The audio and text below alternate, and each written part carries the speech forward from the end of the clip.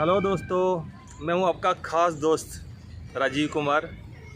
आपसे थोड़ी सी chit chat करते हैं और आपको लेके चलते हैं अंधेरों से रोशनी की ओर। अक्सर आपने देखा होगा कि बहुत सारी ऐसी कन्याएं होती हैं जिनके अंदर बहुत सारी प्रतिभाएं होती हैं, खूब सारे उनके अंदर टैलेंट होते हैं। अपने घरों के अंदर वो सम्मानित तो होती हैं, उसके साथ साथ उस घर के जो बड़े बड़े डिसीजन होते हैं वो सारे के सारे ही उनके हाथ में होते हैं। यानी कि अपने घर की जो बागडोर होती है ना, वो उनके हाथ में होती है। उनकी यस या नो के ऊपर ही बड़े बड़े फैसले डिसाइड होते हैं कि यस या नो। हौसले उनके इतने पावरफुल होते हैं, शक्तिशाली होते हैं कि वो ऐसे कि जैसे कि वो आसमान को छू लें।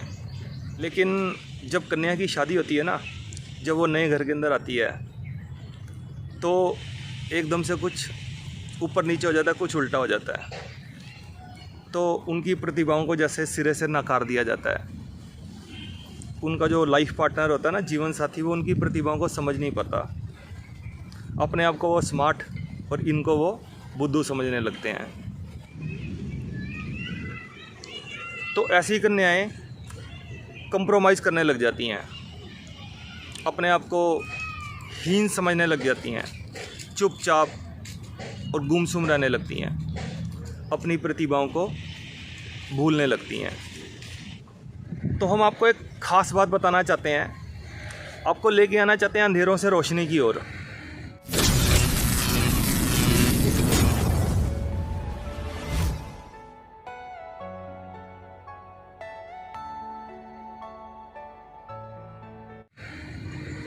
आप अपने मन के अंदर एक शक्तिशाली थॉट क्रिएट कीजिए, अपनी प्रतिभाओं को जीवित रखिए।